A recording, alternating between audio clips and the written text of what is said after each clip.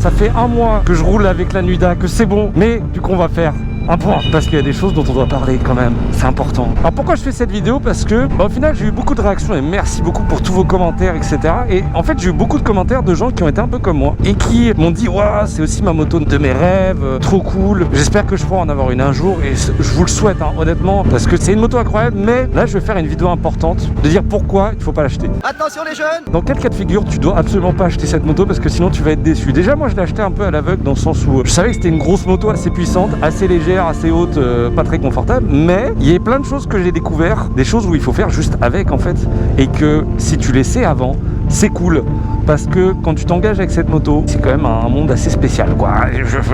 Ok. Premier truc à savoir, et c'est le premier truc quand tu vas faire tes recherches auxquelles tu vas faire face, c'est le prix, le tarif de ces motos. C'est quelque chose qui est à la fois génial et à la fois est trop chiant.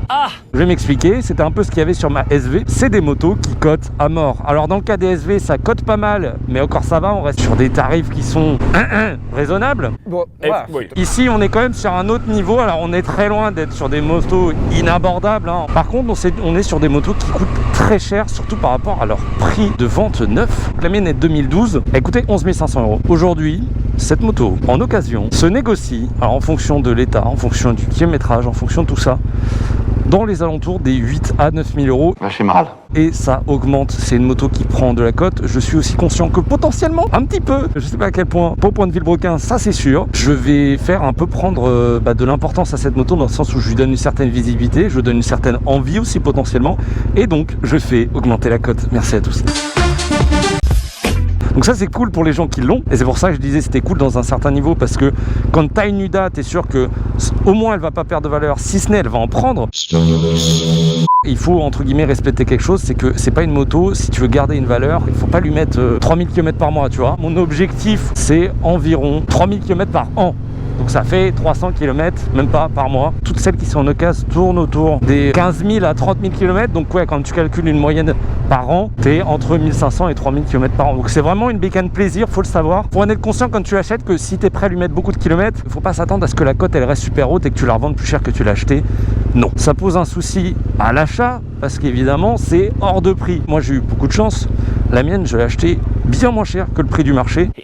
Alors elle a quelques défauts, hein. Je l'avais parlé dans la vidéo de présentation qui s'affiche sur votre écran en haut à droite là. La mienne avait des défauts notamment esthétiques, alors elle était full révisée, etc. C'était cool, j'ai eu une révision à plus de 500 balles quand je l'ai acheté. J'ai fait un pari, il s'avère qu'elle marche très très bien, donc je suis trop content. Mais je l'ai payé, au lieu d'être entre 8 et 9 000 €, pour l'état on serait plus autour des 8 000. Moi je l'ai payé 6 500, hein, pour vous dire. J'adore. Faut guetter les bonnes occasions. Des Nuda à 6 500 €, honnêtement c'est plutôt unique en son genre. Vous n'allez pas en retrouver à tous les coins de rue. Déjà il n'y en a pas beaucoup sur Bon Coin, donc vous verrez. Allez jeter un œil, allez rechercher si vous êtes curieux, vous verrez que les tarifs, bon il y en a qui abusent. Aujourd'hui c'est une moto assez vieille. Il y a d'autres bécanes qui lui ressemblent beaucoup, qui sont très similaires sur le point de vue technique, de la puissance, du style de moteur entre guillemets, de l'utilisation, de la légèreté. Il y a des bécanes aujourd'hui qui se vendent en neuve, qui se rapprochent beaucoup de cette moto là. Je vais penser au 790 et je vais même mettre la 890 dans le tas. Donc Duke, qui sont des très bonnes motos. La 790 fait 105 chevaux, la 890 fait en version R 121 chevaux, qui sont un peu dans le même style, plus roadster que hypermotard. C'est des motos qui potentiellement peuvent être très bien si tu recherches une moto qui est similaire à ça. Si tu recherches plus des caractéristiques qu'une moto en particulier, tu peux te retrouver à aller faire un tour à KTM et être très content de ce que tu vois. Après je vais parler quand même à la fin parce que je suis en train un peu de détruire la moto, mais je vais parler un peu des avantages que c'est d'avoir une Nuda à la fin quand même, parce qu'il y en a. Le deuxième truc à savoir,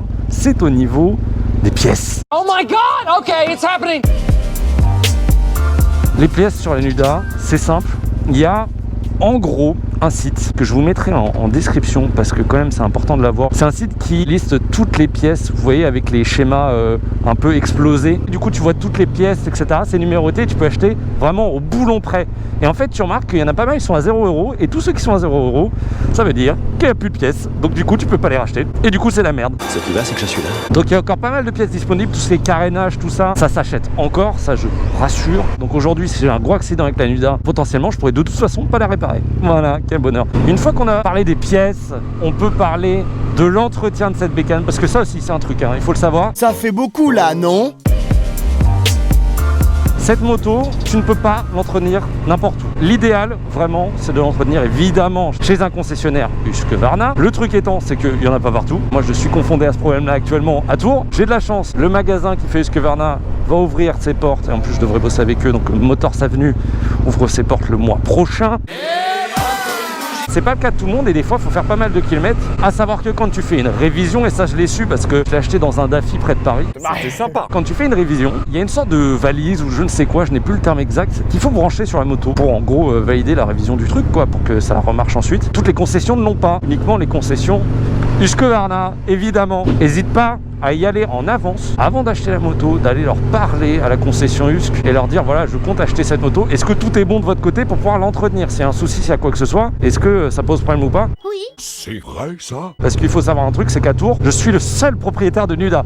Donc les gars là de Motors Avenue, ils vont me voir arriver, je vais être le seul qui va leur ramener cette moto là. C'est pas quelque chose où ils sont tout à fait préparés à chaque fois, donc pas hésiter à parler aux gens en fait. Le dialogue, la communication. Yo! On va maintenant parler d'utilisation même de la moto. Qui dit hypermotard, qui dit moto quand même pas mal efficace, c'est-à-dire qu'elle demande que à accélérer. Non, c'est... Dit moto que tu ne peux pas utiliser dans toutes les situations. Tant que tu roules pas avec, tu te rends pas forcément compte exactement de ce que c'est. Première chose à savoir, le moteur n'est pas souple du tout, hein. Tu changes tout le temps de vitesse. Si tu es trop bas dans les tours, ça broute, c'est pas agréable. Tu peux l'utiliser en ville, tu peux l'utiliser en balade. Tu peux pas trop l'utiliser sur 4 voies parce que ça vibre beaucoup à une haute vitesse. La boîte de vitesse, alors est-ce que c'est spécifique à la mienne? Je pense pas. Elle est moyenne dure, elle est pas horriblement dure, mais elle est pas horriblement non plus souple. L'embrayage est assez dur, c'est-à-dire qu'au bout d'un moment tu fatigues à force d'embrayer, débrayer, embrayer, débrayer. Ça demande quand même certains efforts. C'est pas une bécane qui se conduit toute seule. Tu sens qu'elle a 10 ans, tu sens que c'est pas une toute récente. Ma F900R se conduit 10 fois plus facilement et 10 fois plus agréable. Aïe, coup dur pour la Nuda. Là je suis sur une moto qui a aucune aide, il n'y a pas l'ABS, il n'y a pas de contrôle de traction. C'est une bécane qui est pas facile à conduire, qui convient clairement pas à tout le monde. La selle est d'un inconfort total. J'ai peur maman. Et derrière ça amène quelque chose, c'est-à-dire que je vous ai dit il n'y a pas d'aide dessus. Pour un motard non expérimenté ou pour un motard qui n'est pas sûr de lui ou qui préfère l'ABS, je ne conseille pas cette moto, en tout cas sans ABS. En plus d'être plus à même de tomber,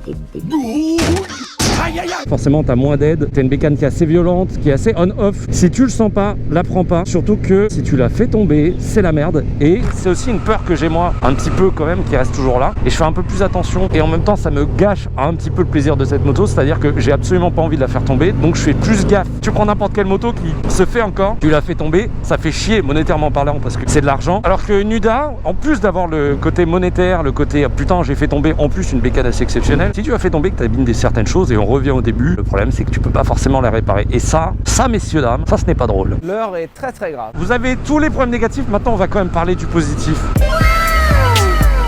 Pour rien au monde, du moment que j'ai la thune, du moment que j'ai l'argent, ne me donneront l'envie de changer de moto, de choisir autre chose, de prendre une 890 à la place de cette magnifique Nuda 900R. Et je vous l'explique juste après être passé chez Triumph. On va bonne balade en tout cas. Mais merci. Ah là là, on croise des abonnés. Donc, un des avantages, bah attends, il faut que je redescende de toute façon. Attends. Parler avantage. Avantage, le bruit. Le bruit, voilà, vous l'avez, ça fait un beau bruit. Il y a un pot qui va arriver, il coûte 600 balles. Laissez-moi le temps d'apprivoiser ça et de me dire que ça vaut le coup. Parce que ça fait mal au cul quand même. Bon après j'ai tellement payé peu cher la moto que bon, Je m'en fous! ça va sûrement faire un bruit d'enfer. Le deuxième truc qui saute aux yeux et pour moi c'est les deux principaux, c'est la gueule de la moto. Évidemment c'est une moto qui ne ressemble à aucune autre.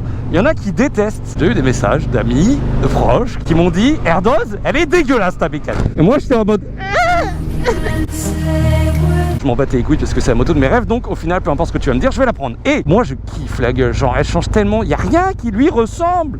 Rien du tout. Oui, messieurs, dames. Tu sais directement ce que c'est. Et du coup, ça laisse à mort le mystère quand tu connais pas la bécane en mode mais c'est quoi ce truc là, genre c'est quelle marque? Surtout ce qui est drôle, c'est que vous voyez, il y a le H de Husqvarna qui se barre d'ailleurs, génial.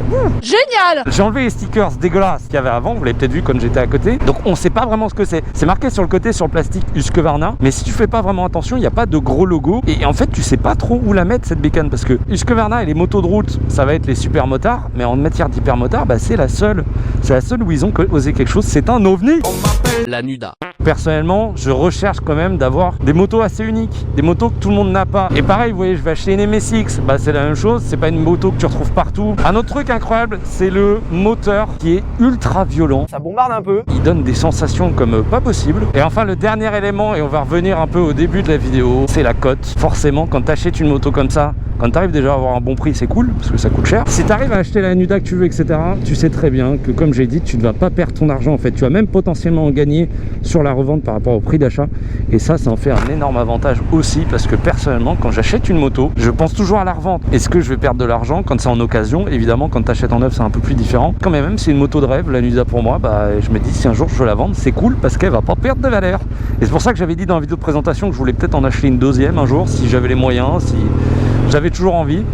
Parce que c'est un investissement en soi, quand même. Enfin voilà, j'espère que vous aurez apprécié cette vidéo. Désolé, petite Nuda, j'ai craché sur toi. Mais c'est normal, t'es pas parfaite. Non mais oh. Royal Jordanian, I love you. Et à vendredi prochain. Allez, ciao.